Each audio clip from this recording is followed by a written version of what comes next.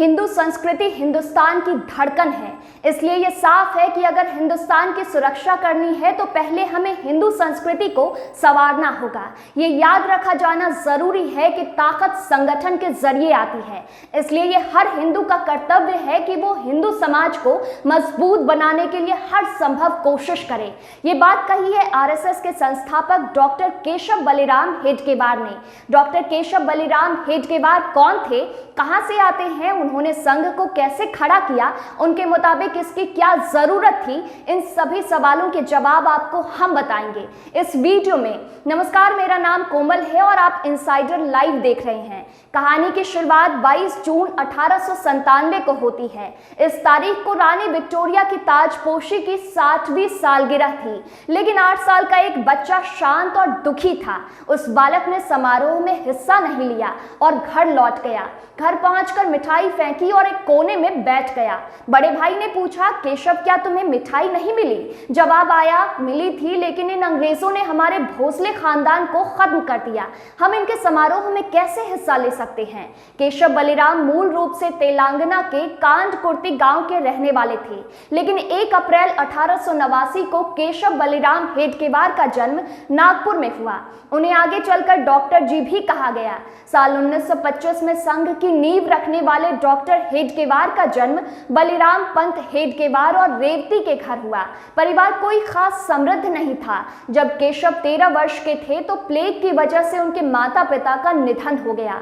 उनके बड़े भाई महादेव पंत और सीताराम पंत ने उनकी पढ़ाई लिखाई का ख्याल रखा।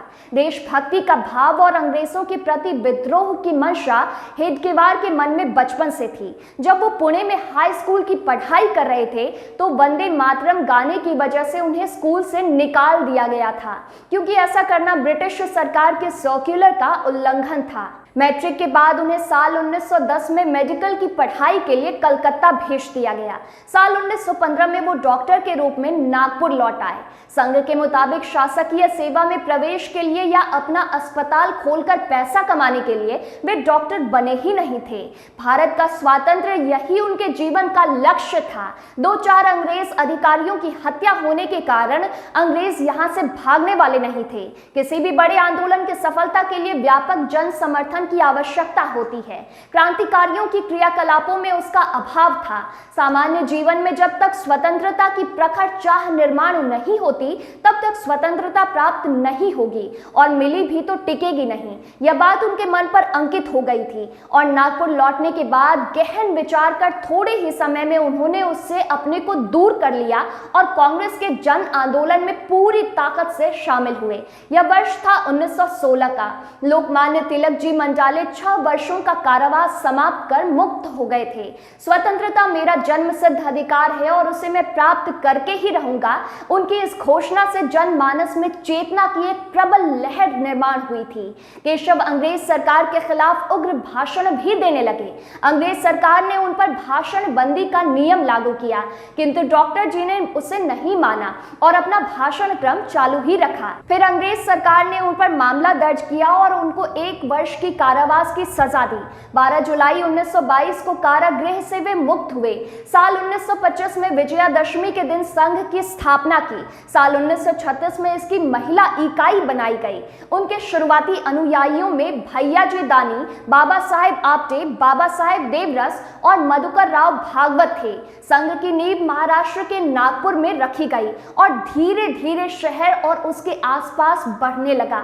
डॉक्टर हेडगेवार ने दूसरे प्रांतों का दौरा किया, अपने उद्देश्य को लेकर कई भाषण दिए और लोगों को जोड़ने की कोशिश की। उन्होंने अपने स्वयं सेवकों को काशी और लखनऊ तक भेजा ताकि संघ के लक्ष्यों की जानकारी वहां तक पहुंचाई जा सके और साथ ही वहां शाखाएं लगाई जा सके।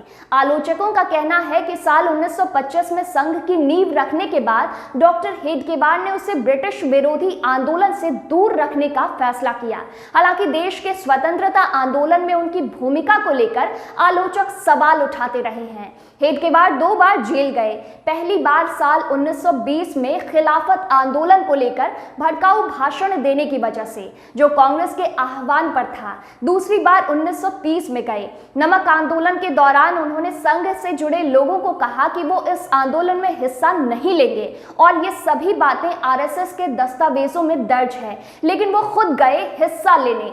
इसका नतीजा ये हुआ कि साल 1933 में ऑल इंडिया कांग्रेस कमेटी ने प्रस्ताव पास किया कि आरएसएस, हिंदू महासभा और मुस्लिम लीग तीनों से कोई कांग्रेसी कोई भी संबंध नहीं रखेगा। ये भी कहा जाता है कि दिसंबर 1929 में जब कांग्रेस ने पूर्ण स्वराज प्रस्ताव पारित किया और सभी से 26 जनवरी 1930 को स्वतंत्रता दिवस मनाने की अपील की, तो हेडगेवार ने आरएसएस शाखाओं को इस दिन भगवा ध्वज फहराकर ये दिन मनाने के लिए कहा। डॉक्टर हेडगेवार ने कई बार कहा कि कांग्रेस का राष्ट्रवाद उथला राष्ट्रवाद है। जब कांग्रेस की तरफ से पूर्ण स्वराज का ऐलान किया गया और कहा गया कि 26 जनवरी 1930 को तिरंगा लहराकर स्वतंत्रता दिवस मनाया जाएगा, तो इसका विरोध करते हुए हेडगेवार ने सारी शाखाओं को आदेश दिया कि 26 जनवरी को भगवा ध्वज को सलामी दें और हर व्यक्ति को बताएं कि इसका मतलब क्या है और ये जरूरी क्यों है। महात्मा गांधी ने जब ब्रिटिश सरकार के खिलाफ सत्याग्रह शुरू किया तो डॉक्टर हेडगेवार के इसमें शामिल होने की बात कही जाती है, लेकिन व्यक्तिगत रूप से, ना कि आरएसएस के रूप में। इसका कारण ये बताया जाता है कि वो चाहते थे कि संघ किसी भी तरह के राजनीतिक घटनाक्रम से खुद को दूर रखे। दूसरी तरफ संघ कहता है कि साल 1940 में वीर सावरकर ने पुणे प्रांतिक बैठक को संबोधित किया और श्यामा प्रसाद मुखर्जी ने डॉक्टर जी से मिलकर बंगाल के हिंदुओं की दुर्दशा पर चिंता व्यक्त की। 9 जून को डॉक्टर जी ने नागपुर तृतीय वर्ष शिक्षार्थियों को समापन पर संबोधित किया। सुभाष चंद्र बोस से 19 जून को डॉक्टर जी की भेंट पर डॉक्टर जी के बीमार अवस्था के कारण दर्शन करके वापसी और 21 जून 1940 में डॉक्टर जी का देहांत हो गया। और संघ में ये सोच हेडगेवार के बाद भी जारी रहने की बात कही जाती है।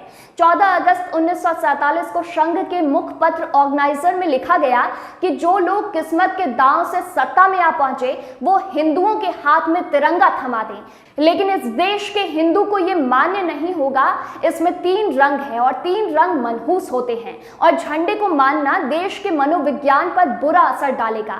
अगर डॉक्टर केशव बलिराम हेडगेवार का मूल्यांकन उनके जीवन में किए संघर्षों की कसौटी पर किया जाए तो एक ऐसे व्यक्तित्व की छाप मिलती है जो अपने लक्ष्य के लिए खुद को खपा देने से कहीं पीछे नहीं हटता।